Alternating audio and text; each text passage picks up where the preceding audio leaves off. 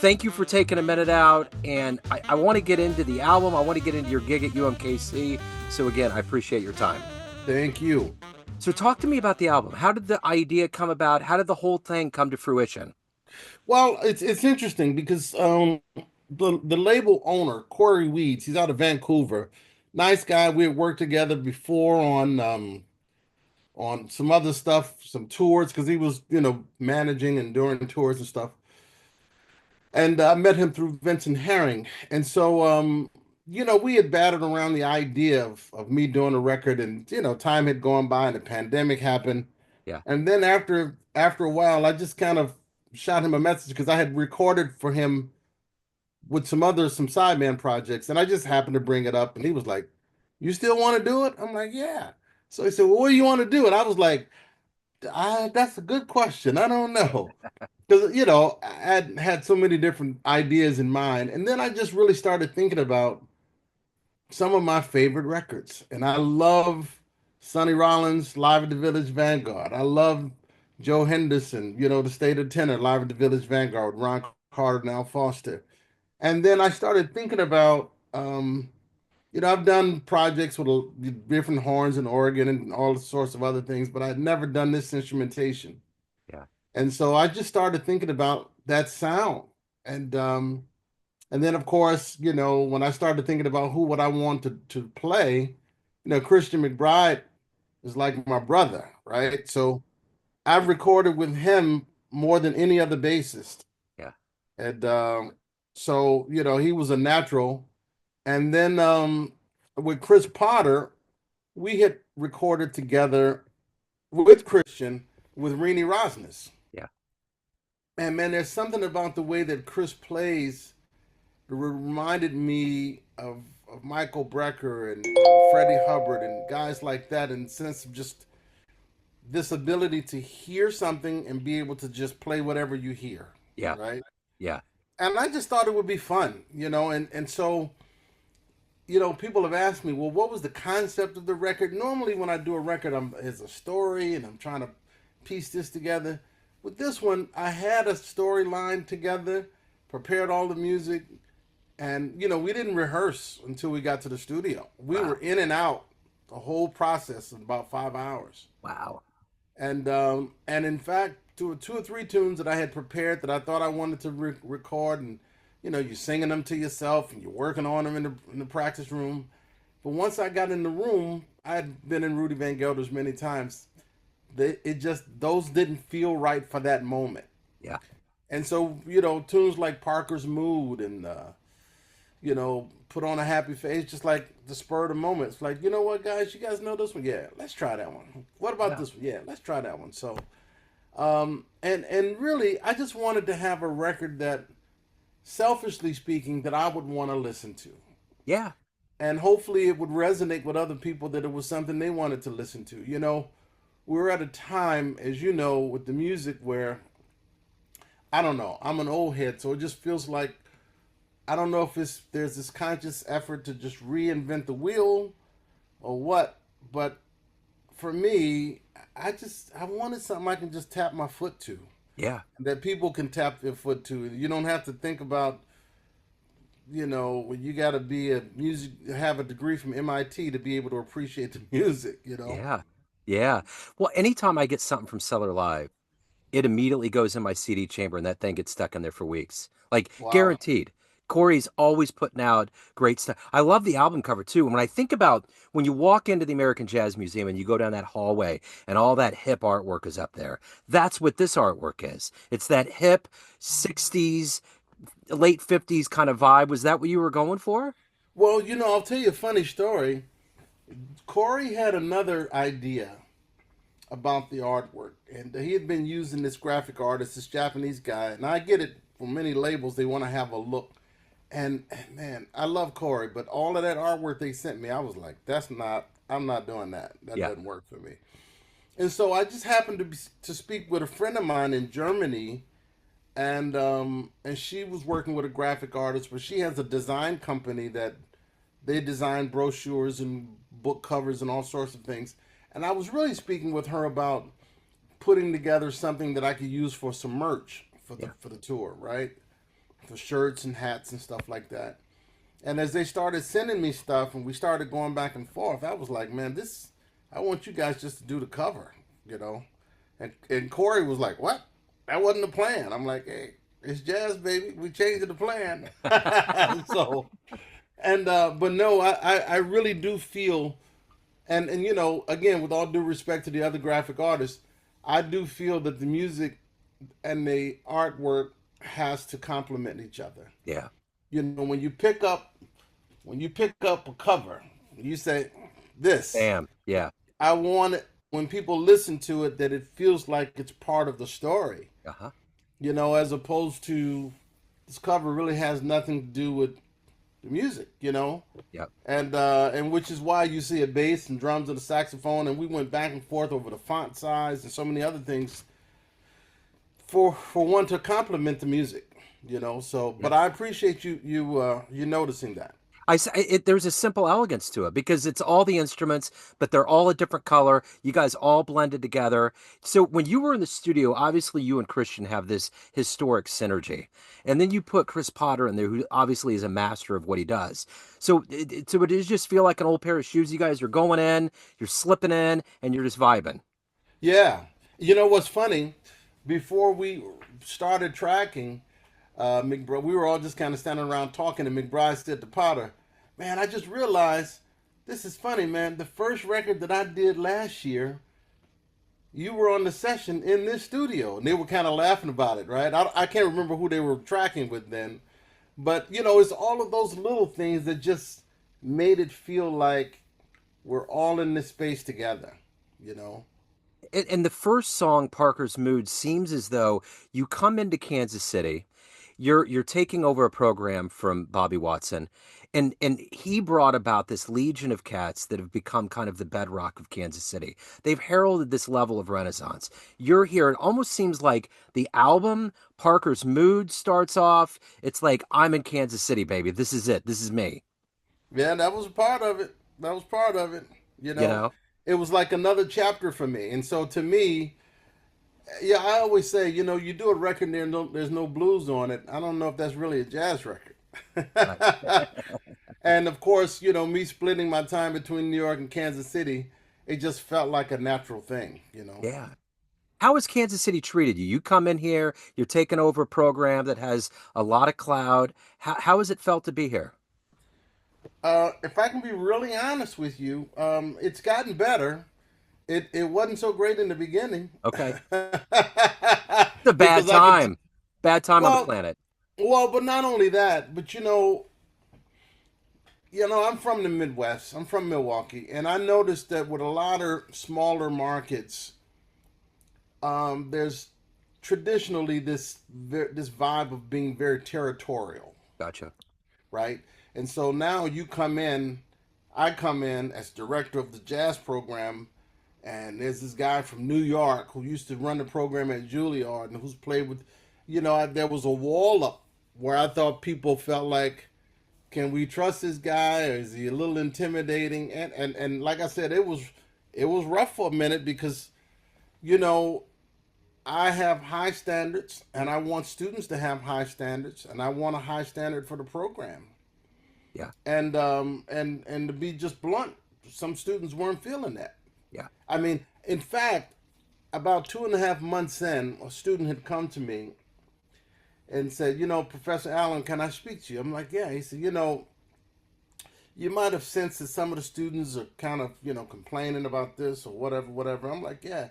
He said, but I want you to understand, we appreciate what you're doing, but we've just not been made to be accountable before. Uh, And so my thing is, you got to show up. You got to show up on time. You got to show up prepared. Now, I'm not pointing the finger or throwing anybody under the bus, but again, this was coming out of COVID, right? So the program, there was about a year, but there was really no director there. yeah. So things had gotten just very loose. Yeah. And I come, with this whip, like, no, man, class started at 10 o'clock. You need to be ready to play at 9:50. Yeah. Like, what? Uh-huh. So, I get it. but But you Yeah, know what? And I'll tell you, the way I always look at this is that you're not doing it for me.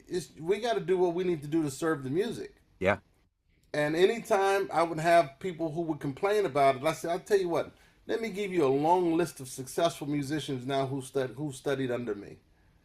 And I can tell you, they will all tell you the same thing. They were not happy about it in the beginning, but they uh-huh. realized you want to be on the stage with Pat Metheny, you want to be on the stage with Maria Snyder, you want to be on the stage with all these people.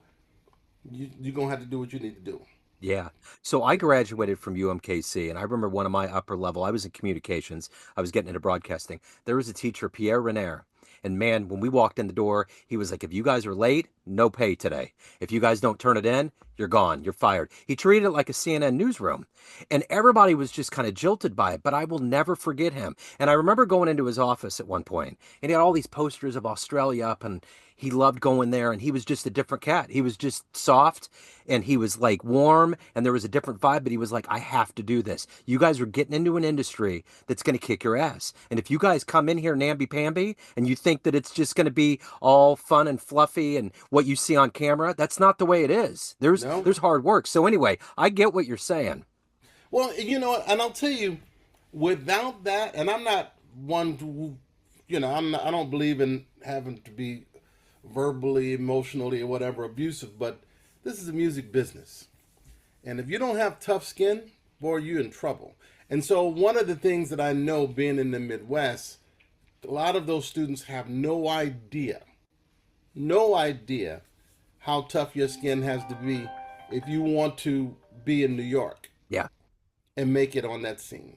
yeah, Because they're not, there ain't nobody apologizing about anything. right. And so I always tell them, metaphorically speaking, thinking about where's the stage. You want to be on that stage. Okay. There's some dues you got to pay to be on that stage. Yeah, And, I remember when I first started teaching at Juilliard, I would see, um, I would see classical students running through the halls, running. I'm not, and it was, I only saw it like the first week. yeah. But I was asking people, what is that? What? And someone said, "Oh, that's probably a classical student. They're running late. They're new. They're running late for No. orchestra." Oh no. And he said, "You won't see it after this week." And I'm like, "What do you mean?" He said, "No, because the orchestra conductors already told them you're not ready to play on time. You might as well just not show up." Yep, yep, And those kids were terrified. yeah, They were gonna be on time, right? yeah, And yeah. and again, you know, I'm not saying that everyone's got to, you got to lead by fear, but my question is, what level of respect does the music deserve? Yeah, yeah. I mean, listen, I played with Benny Golson for more than half my life, and it wasn't until it took me 10 years or so before I got comfortable calling him Benny. Yeah, That's just respect. sure. Right? I mean, Yeah, he knew my son is 31. He knew my son his entire life. I remember at 15, I had taken my son to I think my wife brought my son to the gig or something,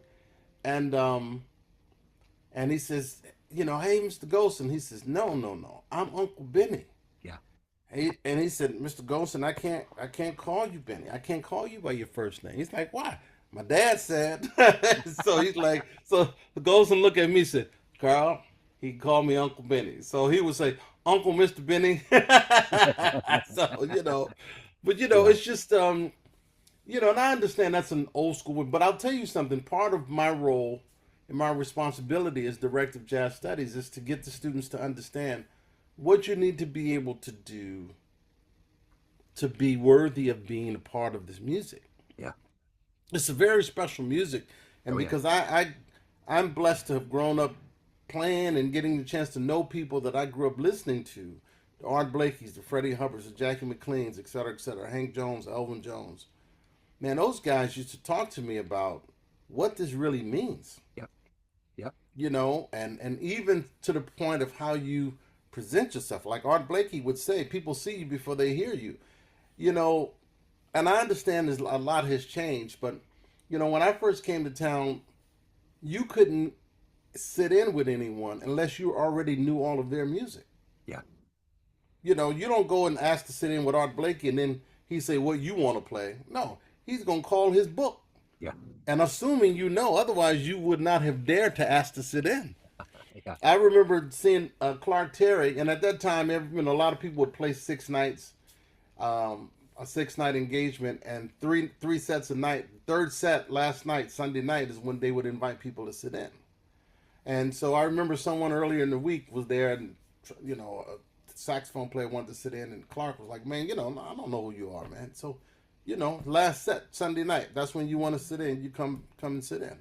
So the guy came back that Sunday night, and I was there, and man, this kid comes up. Clark was calling people up, and the kid shows up with jeans on and a shirt, and Clark was like, "Where you going?" He's like, "Well, you told me to come back." He said, "Man, you're not coming on my bandstand like that." And the kid was like, "What?" Yeah. Everybody else must have gotten the memo because everybody else was suited up, Uh-huh. Yep. So, again, a lot has changed, but I understand, part of what these young musicians need to understand is that there's a reverence and a respect that has to go with that bandstand Yeah. and how you prepare yourself musically, personally, all of these things because, it's a social business and you got to know how to be comfortable in other people's spaces or Yeah. how can they be comfortable with you in their space, Absolutely. so it goes well beyond just being able to play. So coming from a scene, the epicenter, which is New York City of jazz, you're coming into Kansas City, which is clearly a cradle, but not as raucous as New York. Now that you've settled in, what is your take on the scene? What's your feeling of the Kansas City jazz vibe? Well, I'll tell you, about a month or so before I started there, I was invited to be part of a Zoom call with all of the movers and shakers in town. And one of the things they told me, which at that time made no sense, but I clearly figured it out, which was, Carl, there's a lot of jazz in Kansas City. There's a lot of music. The problem is we all work in silos. And I have found that to be true. Yeah.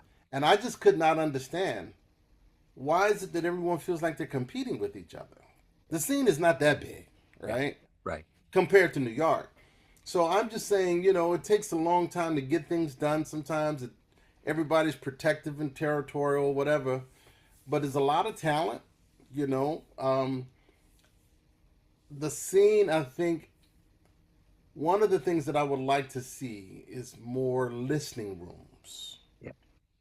Blue Room, as far as I know, and I will say I've not been to all of the clubs there, right? But that's the only listening room I've been to Yeah. because a lot of the other rooms people don't they don't you don't pay a cover, they ain't nobody listening. It's just what it is, right?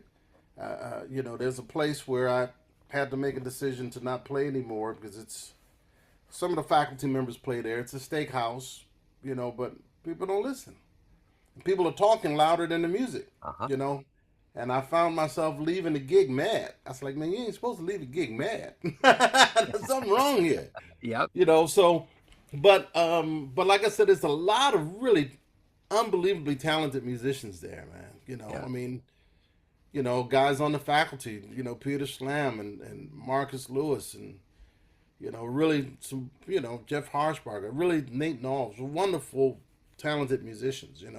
Yeah. Part of my challenge is getting people outside, particularly students, outside of Kansas City to know what it is that we have there, because I think traditionally many of the students there have come from within the surrounding areas. Yeah. And as I travel and recruit, quite often I get, man, I didn't know there was a jazz program there. It's like, what? Yeah. You know? So I do think that as a city and as a scene, we could do a better job talking about who we are and what it is that we do. Yeah. Yeah. So, So the one thing that you had kind of talked about being a teacher and being a director of the program is that from my perspective, the jazz elders have always been so good about teaching the young cats. Like hmm unflinchingly, absolutely keep that torch burning bright. Who were some seminal people in your life? You had mentioned Benny, you'd mentioned a few others. Who are those seminal people that you learned so much from that you carry that baton to the youth now? Oh man, Benny Golson, Freddie Hubbard, Jackie McLean, Art Blakey, the great Dr. Billy Taylor. And they're guys younger than me. I Yeah, mean, Benny Green. Christian McBride is what, 11 years younger than me? He's my little big brother. You yeah, know, I mean, I learned so much from him just watching him. I mean, one of the great lessons that I learned from Benny Green, there are many, many musical lessons that I learned from him, but just non-musical, just his level of grace yeah, and level of patience. And I'll tell you, the big secret about me is that I'm kind of an introvert, right? I'm more comfortable just kind of being by myself. yeah, And I would watch, we would come off the stage, and Benny would talk to every single person that came up in depth, and even if he didn't take a break, yeah, his whole break he's just talking. And man, I never could, I didn't understand or appreciate that at the time, but now as I look back, I said, man, there's something to that, you know. Um, but then you start to understand how important one's personality is to the music, yeah, right? Because one of the things that Benny Golson would talk about is that we either have a fragrance or an odor. When you leave a room, you want it to smell better than before you got there, right? yes, And Benny was so gracious about just in how he dealt with people and just everything, you know. Um, and so many of those lessons that you learn seemingly has nothing to do with music, but it has a lot to do with your position in the jazz world, your position in the music business. You yeah, know, it's funny. One of my mentors was also the great Billy Higgins, and I'll never forget one of the very first times I got a chance to hang with him. I'm just walking around the city in Manhattan, and I see him, and I go and approach him and reintroduce myself, and I was flattered he remembered me. So he's like, "What are you doing now?" I said, "Well, nothing." He said, "You hungry?" I'm like, "Yeah." He said, "Well, come on, let's go get something to eat." So he said, "You like Chinese food?" I'm like, "Yes, sir." He would have asked me if I like, cans or something. I would have eaten it just to hang with him. right. And so we're sitting there, and I could barely eat, man. I'm just watching him. He's like, "Eat, eat, eat." And so he's eating soup. So I said, he said, "You look like you got a question." I said, "Yes, sir." He said, "What is it?" I said, "I just want to know, before we can give him to the drums, how do you have longevity in this business? You've been around so long, you've done all these amazing things." And I'm expecting him to talk about working on this rhythm, these grooves, and the brushes. And he says, "You know what the secret is?" I'm like, "No." He said, "Drink plenty of water." I'm like, "What?" He said, "Yeah, it keeps you regular." And we laughed about that for the next 20 years or so after that, you know? You know what's so weird about you saying that? I listened to Bobby Watson on KCUR, his last interview before he left UMKC. And I think it was Steve Kraskin. He said, "What's your final thought?" And he said, "Drink plenty of water." And he got into it for like 10 minutes. And I Wow. still to this day tell people that. It was one of the biggest 180 degrees in an interview that I've ever heard, but it's so essential. He was like, "Have it on the bandstand, drink. It hydrates you, it makes you feel good." And it was almost scientific the way he was getting into it. And you're right, man. It's Well, like it's I'll essential. tell you something. As I sit at my desk, I keep a couple bottles of That's water it. next to me, you know? But I'll tell you, a lot of people will quite often ask me, "Well, you played with this guy. Did they give you a lesson?" And I would quite often tell them that that generation of guys, they weren't really much about sitting with you at the instrument. Yeah, In fact, many of them, um, you couldn't even really ask questions yeah, because if you did, they felt that you weren't trying to figure it out on your own. In other words, as Freddie used to tell me, he said, "There are no shortcuts in this music." And they would take it as you're trying to find a shortcut, yeah, right? So you couldn't ask what you just had to figure it. Like Art Blakey, one time I was on a gig and he walked past me. My eyes was closed, as, and he whispers in my ear and he pushes his hand in my back because I'm kind of stooped over. He said, "Sit up. You got plenty of time to bend over." Right? And then another time, He just walks past me and he says, "Your bass drum's not breathing." Now you think about this. You're 23. Huh? Somebody tells you your bass drum's not. You're like, what? And I remember calling Freddie. I said, Hub, Boo told me, what should I do? He said, don't ask him. I said, what do you mean don't ask him? He said, you better figure it out. Yeah. He said, because if you come to him with a question, he's gonna stop dropping stuff on you because he's gonna feel like you're just trying to take the short way. He said, no, Uh-huh. don't ask him. Yep. Like, Yep. wow, That's wild. and uh, and I just remember him saying, like, for instance, when I played with Bobby Hutcherson. Bobby Hutcherson would always tell me, Carl, every day you need to drink a glass of warm water with lemon. He had lemons that he grew in his backyard, but his thing was every day you got to drink. He says, I have not had a cold in over 20 years because Wow. every day I have warm water with lemon. Yeah. And he talked about how Duke Ellington used to do that every day, Yeah. But it was those kinds of things, those kinds of lessons. And I always say when you spend time with people that make an impression on you, there's a part of them that become a part of you, Yeah. right? For instance, I love pocket squares. That comes from my time with Benny Golson and Art Farmer. Mhm. I love suits. Well, that comes from Benny Golson, Freddie Hubbard. I Yeah. love nice pens. That comes from being playing with Jackie McLean. Yeah. I love Toomey luggage. That comes from being with Billy Taylor.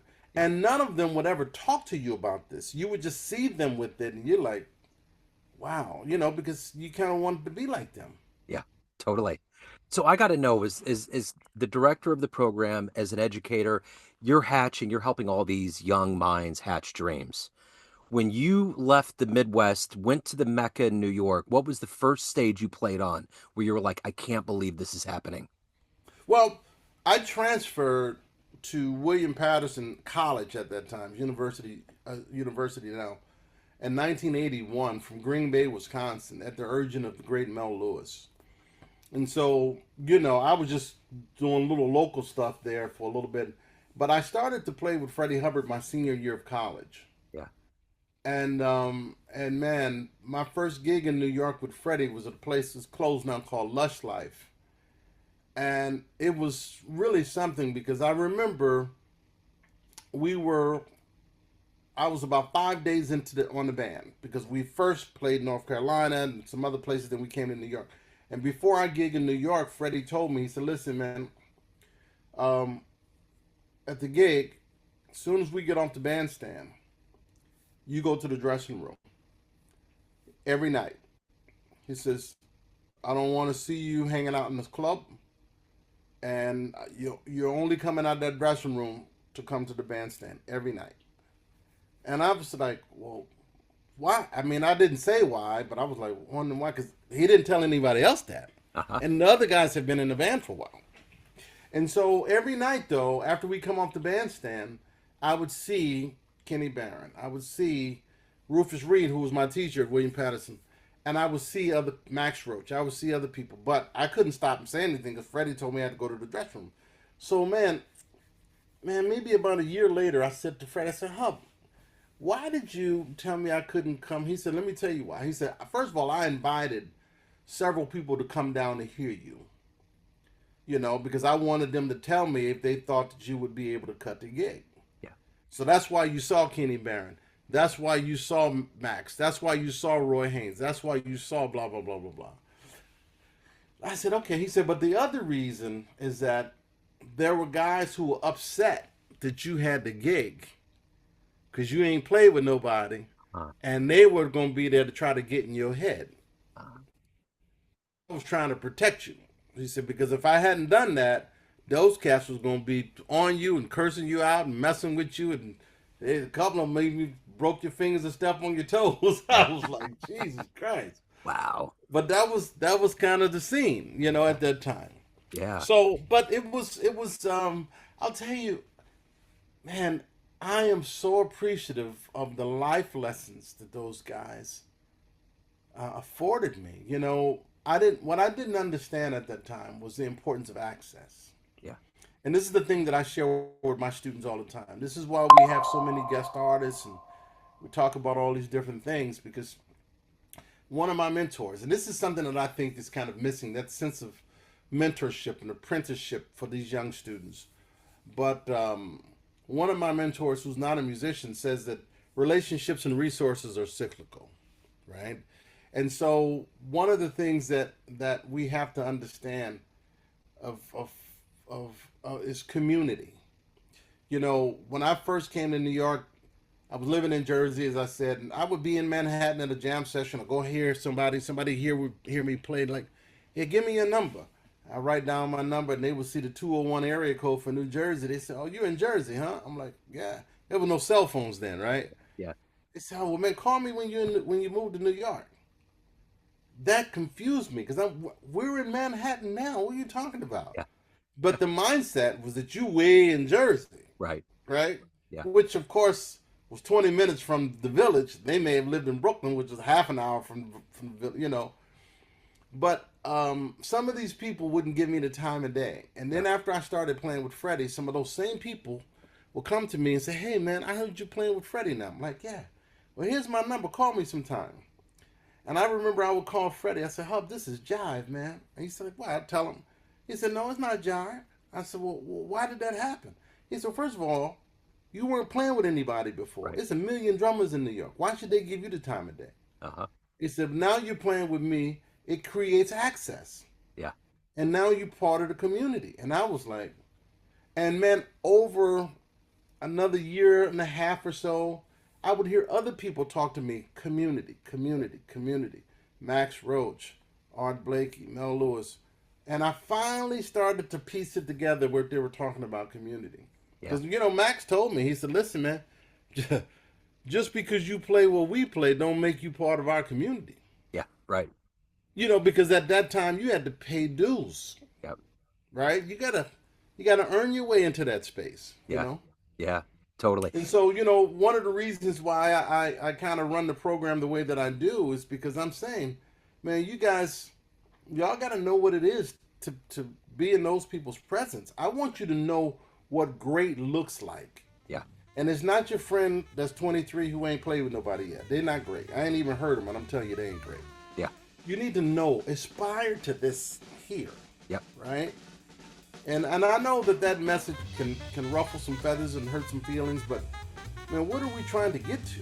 Yeah. What are we aspiring to? That's you know, That's it's the that point. next level. Yeah. Totally. So what are you doing for promotion for the album? Live gigs? Anything going on? Some gigs, a lot of social media stuff, a lot of interviews. It's some of the gigs that are being set up are a couple of months away, but that's okay. It's the way I see it with social media now. Traditionally the record come out, you want to do a big push when the record first comes out. But I know that social media will do the big push. The record company will do the. So if I wait a couple of months and then start it, it'll give it fresh life. Yeah. That's the way I see it. Because then with those gigs come new interviews, Uh-huh. more rotation on the radio stations and all of that. So the idea is to try to keep it in rotation for quite some time. Absolutely, as it should. This is a wonderful album. Carl, it's been so good to catch up with you, man. Thank you for your stories. Thank you thank for you. opening up. I really appreciate it. It's my pleasure. Thanks for having me.